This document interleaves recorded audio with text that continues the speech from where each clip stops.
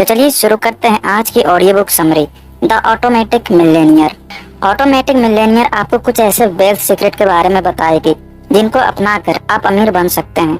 इस video summary में कुछ ऐसी फाइनेंशियल हैबिट्स को डिस्कस किया गया है जिन्हें अपनाने पर आप इतना दौलत बना सकते हैं जिसकी किसी ने उम्मीद ना की हो। शायद आप सोच रहे होंगे थोड़े से पैसे बचाकर कोई कितना अमीर बन सकता है, लेकिन अगर आप इस वीडियो को आखिर तक देख लेंगे तो इसमें सिखाए जाने वाली बातें आपकी होश उड़ा देगी। Rule number 1, the latte factor. ज्यादातर लोग सोचते हैं कि अमीर बनने का सीक्रेट है जल्द से जल्द पैसे कमाने के मल्टीपल तरीके ढूंढना। लोग अक्सर कहते हैं अगर मैं ज्यादा पैसा कमा सकता तो अमीर होता। आपने कितनी बार ये बात लोगों को कहते हुए सुना होगा, लेकिन उस आदमी से पूछो जिसे पिछले साल ही इंक्रीमेंट मिली है, उससे पूछो क्या वो ज्यादा पैसे सेव कर पाया। आपको जवाब शायद ना में मिलेगा, क्योंकि सच्चाई ये है कि जितना हम कमाते हैं उतने ही हमारे खर्चे भी बढ़ जाते हैं। लेकिन ऐसा नहीं होना चाहिए। चाहे अभी आपकी कमाई कितनी भी हो तो भी आप ऑटोमेटिक मिलेनियर बन सकते हैं। हर एम्प्लॉय सेम लाइफ जीता है। वो काम पर जाता है, पैसे कमाता है, खर्चा करता है, फिर काम पर जाता है, पैसे कमाता है, फिर खर्चा करता है। ज्यादातर एम्प्लॉयज हफ्ते में 50 घंटे काम करते हैं, फिर भी उनकी सेविंग 0 होती है। लेकिन अब हमें इस साइकिल को तोड़ना ही होगा ताकि हम खुद को फ्यूचर की गरीबी से बचा सके। जैसे एग्जाम्पल के लिए डेविड का एक फ्रेंड था गैरी, जिसे अपनी कंपनी में प्रमोशन मिलती गई और उसकी सैलरी $50,000 से बढ़कर $5 लाख तक पहुंच गई। लेकिन गैरी की इनकम बढ़ने के साथ उसके खर्चे भी बढ़े। अब वो पहले से महंगे कपड़े पहनता था और उसने बढ़िया गाड़ी भी खरीद ली थी। उसे महंगे रेस्टोरेंट में खाने का शौक था और वो अपने वेकेशंस पर खूब खर्चा करता था। असल में गैरी के पास सेविंग के नाम पर कुछ नहीं बचता। इतनी अच्छी सैलरी के बावजूद उसे फाइनेंशियल स्ट्रेस रहता था, जबकि जब उसकी सैलरी कम थी तब वो ज्यादा खुश था। लेकिन ऐसा क्यों हुआ? वो इसीलिए क्योंकि गैरी को अपनी हाईफाई स्टाइल मेंटेन करने के लिए खूब सारा पैसा खर्च करना पड़ता था। उसे अपनी कंट्री क्लब मेंबरशिप की फीस पे करनी पड़ती थी। उसके बच्चे प्राइवेट स्कूल में पढ़ते थे जिसके लिए उसे ज्यादा फीस देनी पड़ती थी। साथ ही उसने बच्चों के लिए नैनी भी रखी हुई थी। उसने एक बड़ा घर ले रखा था जिसे खरीदने के लिए उसने लोन लिया था। गैरी को अब सिंपल लाइफ स्टाइल की आदत नहीं रही थी, इसीलिए अब वो एक मुकाबले में फंस चुका था। ऊपर से उसके पास सेविंग के नाम पर कुछ नहीं था। एक सेमिनार में डेविड लोगों को फाइनेंशियल नॉलेज शेयर कर रहे थे। तभी वहाँ पर एक लेडी आती है। वह कहने लगती है, आपका ज्ञान हमारे प्रैक्टिकल लाइफ में किसी काम का नहीं है, क्योंकि मेरा गुजारा तो बहुत मुश्किल से होता है। हाल ऐसा है कि महीने में $5 भी सेव नहीं हो पाती है। अब डेविड ने उसके खर्चे को एनालाइज किया तो मालूम हुआ वह लेडी ऑफिस वर्क से पहले ही बहुत सारे छोटे छोटे खर्चे करती थी और शिफ्ट खत्म होने तक उसकी टोटल खर्चे $10 तक पहुंच जाती थी। डेविड ने उस लेडी से पूछा, क्या आपको पता है कि अगर आप पूरे दिन के खर्चे का 50% सेव कर लें तो यह पैसे रिटायरमेंट तक कितने हो जाएंगे? लेडी ने कहा, शायद 70 से 80 हजार डॉलर। लेकिन डेविड ने हिसाब लगाने के बाद ऐसा नंबर बताया जिसे सुनने के बाद लोगों के होश उड़ गए। डेविड ने बोला, अभी आप 23 साल की हैं। मान लीजिए कि अगर आप हर दिन $5 बचाती हैं तो महीने के $150 होंगे और साल के $2000। अब ऐसा मान लीजिए कि आप इस रकम को सालाना 10% रिटर्न्स के साथ इन्वेस्ट करते हैं तो यह रकम आपके रिटायरमेंट तक $1.2 मिलियन में बदल जाएंगे। यानी 65 साल की उम्र में आपके पास 9 करोड़ रुपए होंगे। क्या आपने कभी सोचा है कि मामूली समझे जाने वाली छोटी सी इन्वेस्टिंग आपके साथ साथ पूरे परिवार की भी जिंदगी बदल कर रख देगी? डेविड ने सेविंग के इस मॉडल को लाटे फैक्टर कहा है। रूल नंबर 2, लर्न टू पे योरसेल्फ फर्स्ट।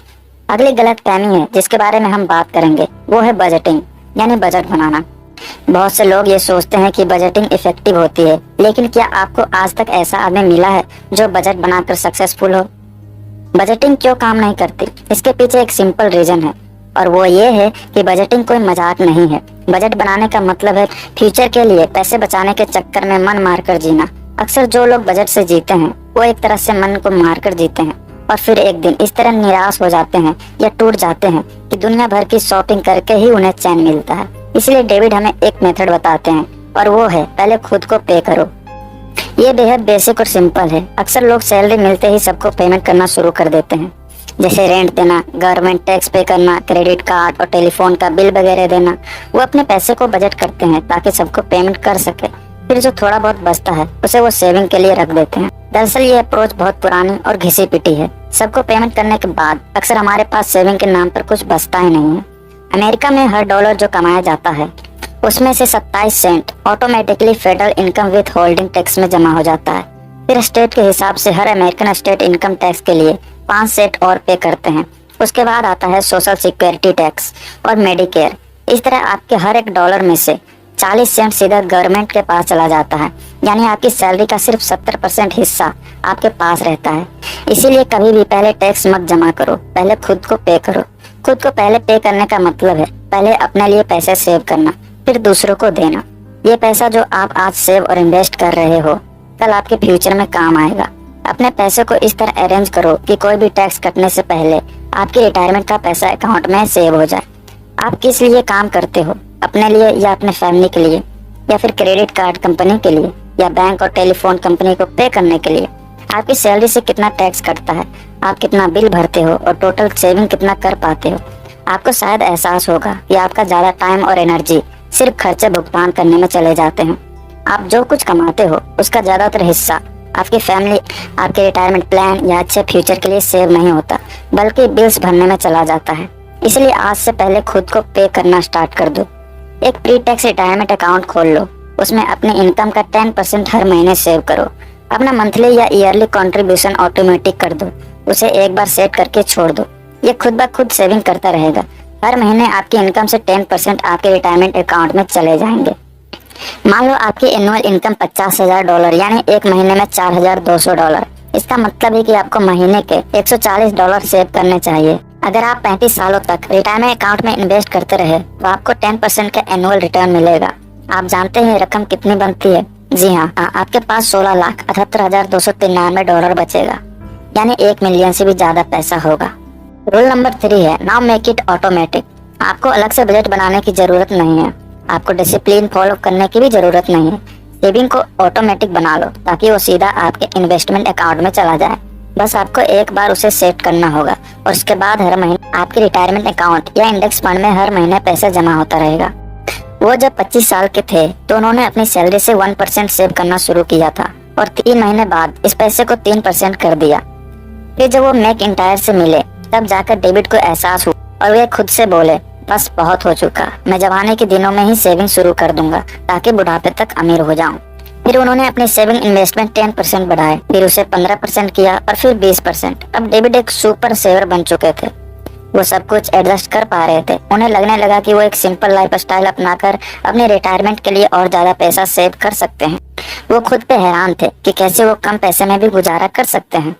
लेकिन डेविड कहते हैं कि अगर आपको सेव करने की आदत पड़ गई तो फिर कोई प्रॉब्लम नहीं हो गई। आप अपने फालतू के खर्चे कंट्रोल कर सकते हो। सेविंग को ऑटोमेटिक बनाने का आइडिया ये है कि जो आपके पास है ही नहीं उसे आप खर्च नहीं कर सकते। यानी अगर पैसा वॉलेट में रहेगा ही नहीं तो खर्च भी नहीं होगा।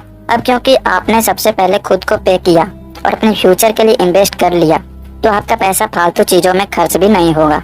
अगर आप स्ट्रेस फ्री रिटायरमेंट के सपने देख रहे हो तो अपनी कंपनी, गवर्नमेंट या फैमिली पर डिपेंडेंट मत रहो, क्योंकि ये जिम्मेदारी सिर्फ आपके ऊपर है। सिर्फ आप ही अपना फ्यूचर सिक्योर कर सकते हो। तो अब आइए जानते हैं कि कैसे अपने पर्सनल रिटायरमेंट अकाउंट को फंड करें और इसे ऑटोमेटिक कैसे बनाएं। अगर आपका कोई रिटायरमेंट अकाउंट खुला है तो इसे यूज करना स्टार्ट कर दो।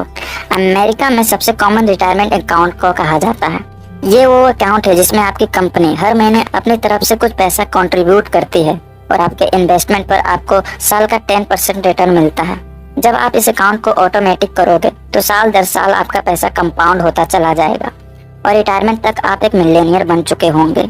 होता क्या है कि ज्यादातर एम्प्लॉयज सोचते हैं कि कंपनी उन्हें जॉब में रखने के बाद अपने आप ही रिटायरमेंट प्लान में डाल देगी, लेकिन इस भरोसे कभी मत रहना। अपनी जिम्मेदारी खुद लो। अपने ऑफिस के ह्यूमन रिसोर्सेज यानी HR डिपार्टमेंट जाओ और उनसे रिटायरमेंट प्लान के बारे में पता करो। ऐसा अरेंजमेंट कर लो कि टैक्स का पैसा जाने से पहले आपका हिस्सा आपके अकाउंट में जाए और साथ ही एक फिक्स % सेट कर लो जो आपकी इनकम से कटता रहे। अगर आपकी कंपनी कोई रिटायरमेंट प्लान या ऑफर नहीं करती है तो आप एक इंडिविजुअल रिटायरमेंट अकाउंट क्रिएट कर सकते हो। इसके लिए आप किसी भी बैंक में अप्लाई कर सकते हो या किसी ब्रोकरेज फर्म में जाकर पता कर सकते हो या फिर ऑनलाइन भी फॉर्म सबमिट कर सकते हो। अपने इंडिविजुअल रिटायरमेंट अकाउंट में ऑटोमेटिक इन्वेस्टमेंट पे करने के 3 तरीके हैं। पहला, पेरोल डिडक्शन। आपकी कंपनी आपकी सैलरी का कुछ % हिस्सा काट कर अपने इंडिविजुअल रिटायरमेंट अकाउंट में डाल देगी। दूसरा तरीका है आपके चेकिंग अकाउंट से डिडक्शन। आपकी कंपनी पैसा आपके चेकिंग अकाउंट में जमा करा देगी। फिर आपका बैंक या ब्रोकर वो पैसा आपके रिटायरमेंट अकाउंट में ट्रांसफर कर सकता है।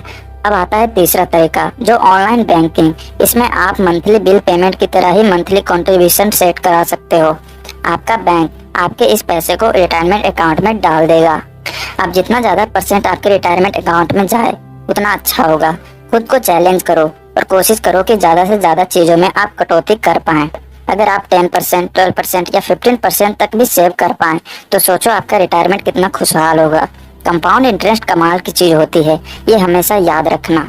इसलिए अभी से सेव करना स्टार्ट कर दो, क्योंकि जितनी जल्दी शुरू करोगे इंटरेस्ट उतना ही ज्यादा बढ़ता जाएगा। उन लोगों जैसे ना बने जो कहते हैं मैं अपनी इनकम का 5% भी सेव नहीं कर सकता, या मेरी कंपनी इतना कंट्रीब्यूट नहीं करती तो फिर मेरे सेव करने से क्या होगा, या स्टॉक में इन्वेस्ट करना बेवकूफ़ी है, या अगले महीने से सेविंग शुरू करूंगा। अगर आपके भी कुछ ऐसे ही बहाने हैं तो यकीन मानिए आप कभी ऑटोमेटिक मिलियनेयर नहीं बन पाओगे।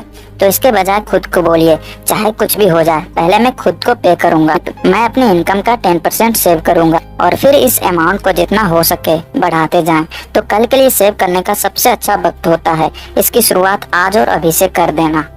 आपने इस बुक समरी ऑटोमेटिक मिलियनेयर से क्या सीखा? चलिए इसे 3 स्टेप्स में समझते हैं। पहला चीज, आप अपना लाटे फैक्टर पता करो। ऐसी कौन सी छोटी सी हैबिट या ऐसा कौन सा छोटा सा खर्च है जो आपकी डेली रूटीन में शामिल है। इस हैबिट को आज ही छोड़ दो और जो पैसा आप खर्च करते हो उसे अपने रिटायरमेंट अकाउंट में जमा कराना शुरू कर दो। दूसरी चीज, पहले खुद को पे करो, फिर दूसरों को। अपनी इनकम का कुछ हिस्सा अपने इन्वेस्टमेंट अकाउंट में डालना स्टार्ट कर दो। गवर्नमेंट टैक्स, क्रेडिट कार्ड या टेलीफोन कंपनी को बिल पे करने से पहले खुद के फ्यूचर के लिए पैसा कुछ सेव करो। तीसरा चीज, अपनी सेविंग को ऑटोमेटिक बना लो। एक बार में ही ऐसा अरेंजमेंट कर लो कि अगली बार जब आपकी सैलरी आए तो उसमें से कुछ पैसे सीधे आपके रिटायरमेंट अकाउंट में ऑटोमेटिक जमा हो जाए।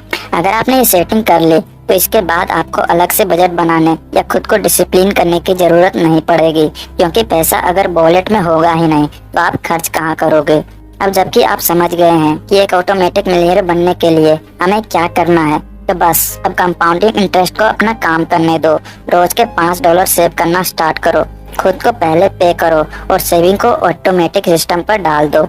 आपको बस इतना ही करना है, क्योंकि इसके बाद तो आप आराम से बैठकर एक स्ट्रेस फ्री और खुशहाल रिटायरमेंट लाइफ जियोगे। तो आज की बुक समरी से आपने क्या सीखा कमेंट करके जरूर बताएं। Thanks for watching.